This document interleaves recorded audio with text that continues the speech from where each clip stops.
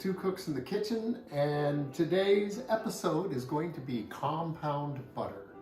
What is compound butter, you ask? Well, compound butter is just butter with other stuff in it. It makes it from simple butter to compound butter. Today we are going to make two kinds of butter and combine them in one roll. So the inside of our roll is going to be horseradish garlic, and the outside is going to be Zinfandel reduction with shallot. And this obviously is something that would just go great on a big old hunk of red meat, which is what we often use it for. It's also good on corn on the cob. You can put it on broccoli, any vegetable, anything where you would use butter, you can use butter with flavor. Now, if you think about the amount of things you could do with compound butter, the different kinds of compound butter you could make. You could make one with herbs. I've made it before with blue cheese and bacon. There's sun-dried tomatoes. It's just like limitless. Anything you could think of, you could incorporate into butter. So we're just going to get down to how you do that. So I have 2 sticks of butter. They have been softening all day. Well, no, not all day. Just long enough to get soft, I guess. So I'm going to mush them a little, and then I'm going to add, I have 4 cloves of garlic, and I want these to be really small, so I'm going to put them through the garlic press instead of just chopping them up. This will make them even smaller. And I'm also going to add my horseradish, and I think I just wanted to be able to tell you how much, so I'm gonna measure. Usually, ooh yeah, that's good stuff. Usually I would just keep adding horseradish until it's where I like it. So we're gonna start with a 1/4 cup of horseradish to our 2 cubes of butter. Now, this is horseradish that I grew and grated myself, and it's in just a little bit of sour cream to help it stay hot. You can get horseradish at the grocery store often. It's a root about that long, about yay big around, and you can grate it yourself. I would caution you, maybe do it outside. It's very, very pungent stuff. But the horseradish that comes in jars is almost always preserved in vinegar. And I'm not sure vinegar is the flavor that you want in this butter. So if at all possible, if you're gonna make horseradish butter, let's try and do it with fresh horseradish. And away we go. And all we're gonna do now is just mix this really well. Get this incorporated, and then we'll take a look and see if we want to add more horseradish to it, because you really want this to have the flavor of the horseradish. And we could maybe have used a bigger bowl, but this is my favorite Mark Courtright bowl that I've had for a long time, and he just doesn't make them the same anymore. He makes fine bowls, don't get me wrong. It's just not exactly the same shape as this one. So I really like this one. And okay, so we're getting pretty well incorporated here.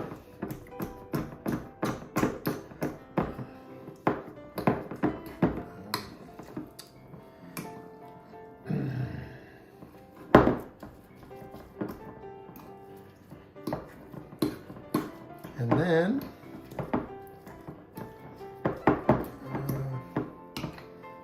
yeah, I think so. I guess there's still some pockets of butter with no horseradish. Let's see what we got. I'm gonna add a little more. It's got a nice flavor. But, maybe another 1/8 of a cup. Really let this have some zing.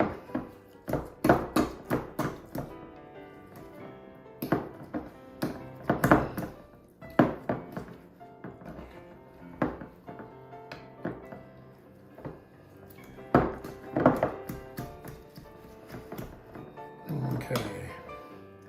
And then, once we've achieved mixing, we are going to take our butter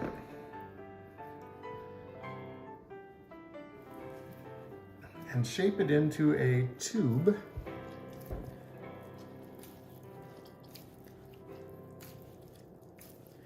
Ooh, I'm getting some water out of that horseradish. I think we are going to have to do this in 2 tubes because it seems like it's too much. So on wax paper, just go ahead and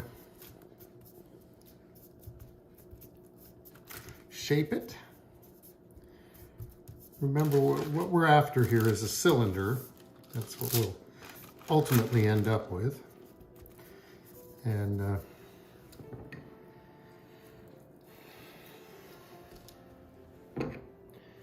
doesn't have to be perfect. However, what we're going to do with this is put it in the freezer, and we're going to get it to stay the shape, whatever shape it is when we put it in the freezer.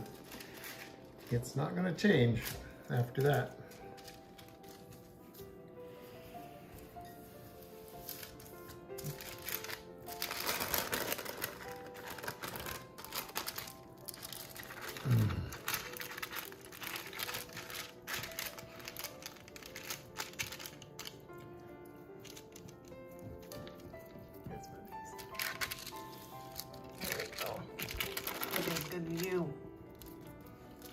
Okay, there we go.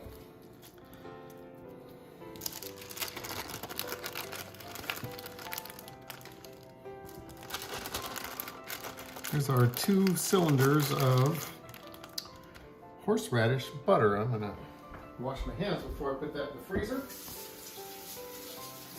And then we'll start our Zinfandel reduction. All right, so let's get going on our Zinfandel reduction, which by definition is just, you take Zinfandel and you boil it until it reduces in quantity. And we're gonna boil it until most of the liquid is gone. So I have 2 shallots, and I'm gonna start by putting a little bit of oil in my pan and dropping in the shallots. And I just wanna cook them a little bit so they're not completely raw. They, I mean, they wouldn't be completely raw after boiling in Zinfandel for a little while, but we'll get them cooked.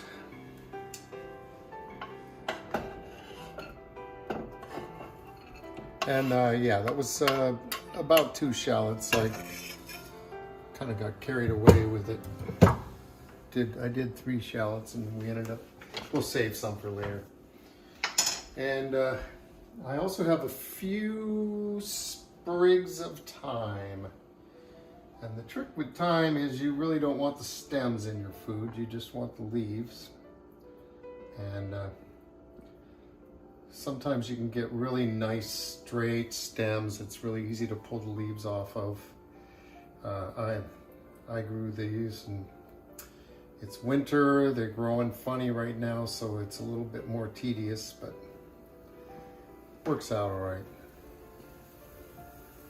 Let's see if I think I got one really nice one. Yeah, here's a nice one. It's kind of straight, and all you do is you just go zip down. See, it's not gonna work.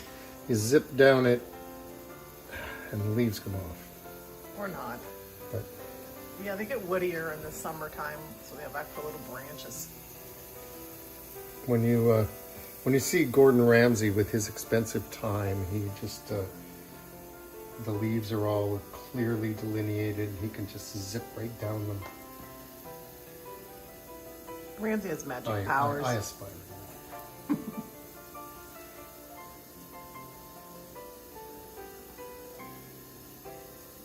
So I think that these are the only 2 flavors I'm going to add. to the Zinfandel. So this will be a pretty simple,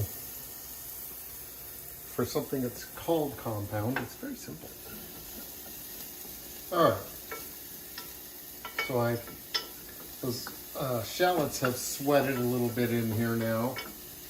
And I'm going to add my Zinfandel. I've got 2 cups of Zinfandel. And in she goes. Now let's talk about what kind of wine you might want to use for something like this.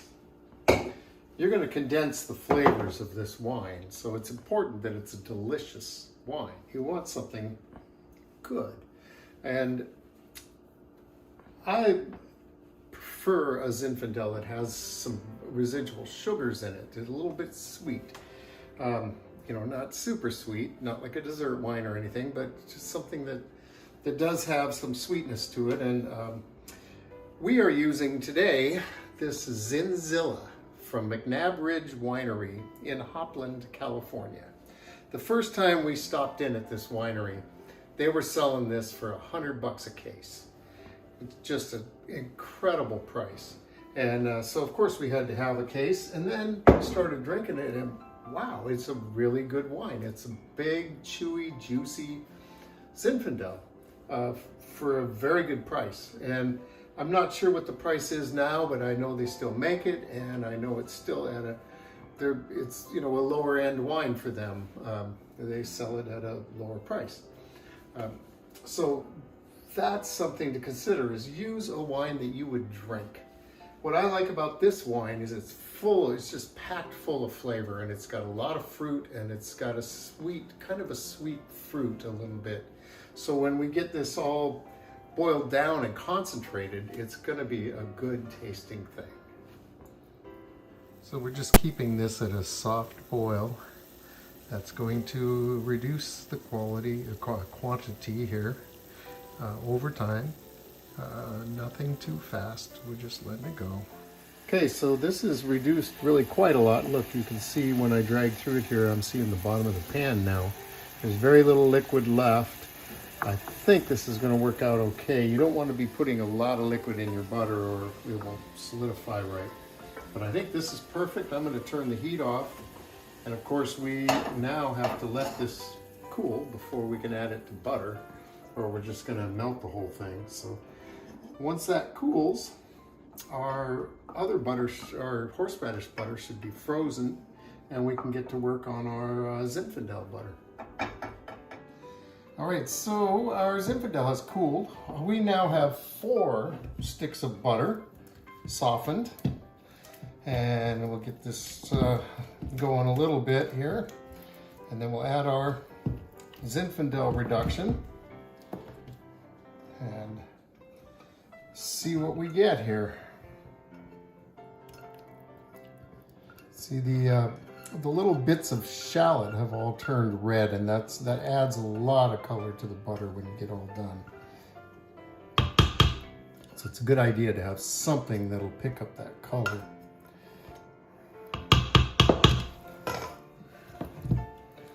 And, oh yeah, look at that.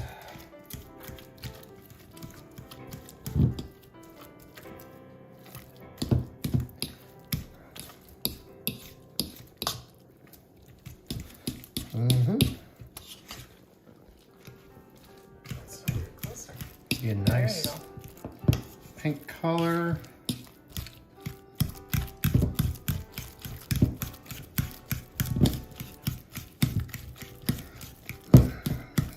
Mix.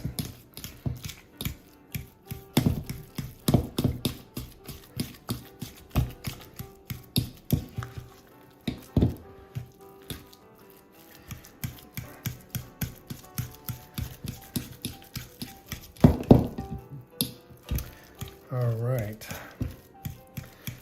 So I really do want to make sure that this is fully incorporated. I don't want little spots of just plain butter in my roll here.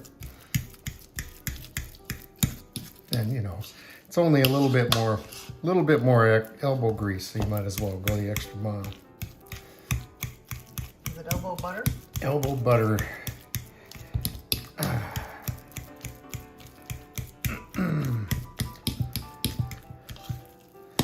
All right, now we are going to get some more wax paper.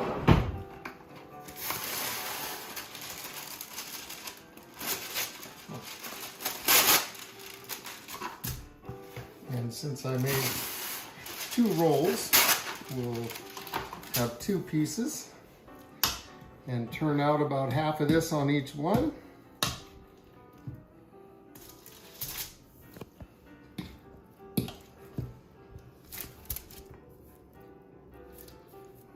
We'll see how that works out.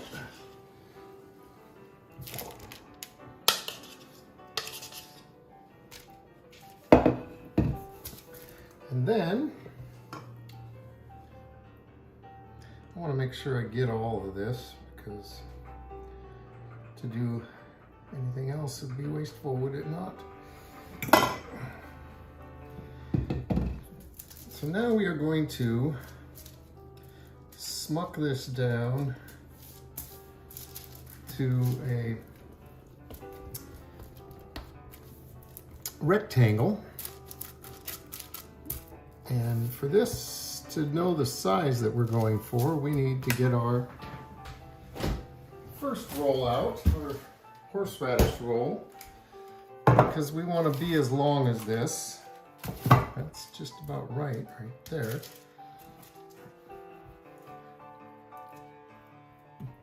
So let's get one of these out. See, you can see that they're, how long was that in? I don't remember when I put it in. But you can see that they're plenty cold now. And so we just put that in the middle.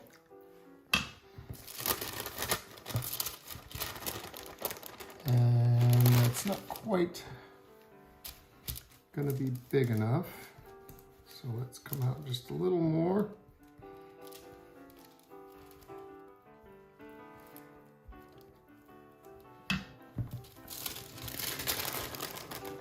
And then we just roll it over.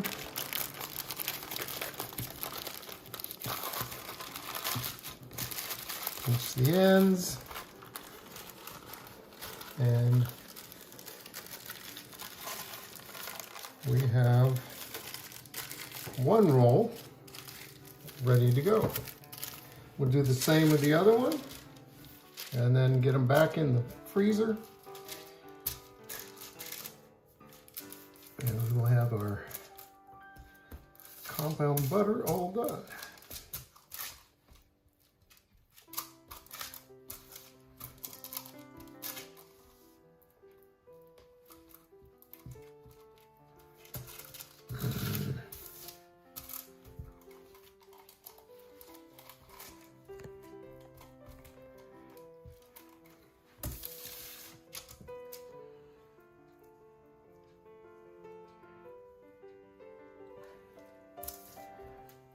So you can see why you wouldn't want to add your Zinfandel while it was still too warm, because that would make this just impossible to deal with. And as it is, it's a little bit tricky, but not too bad. We'll add our other horseradish butter, nougaty center.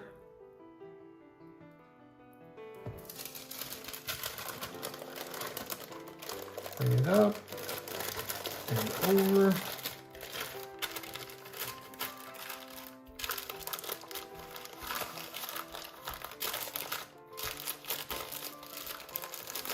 Hold the ends.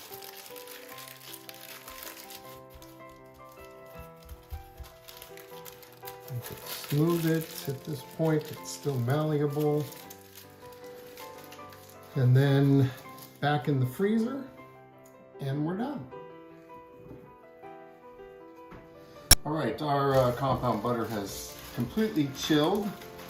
Let's see what we've got here.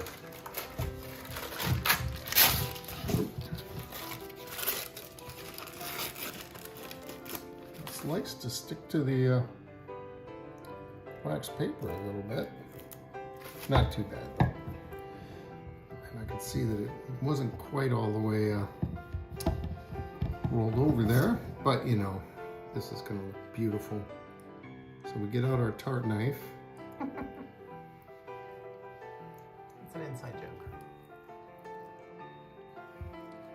If you've kept up with the Two Cooks in the Kitchen videos.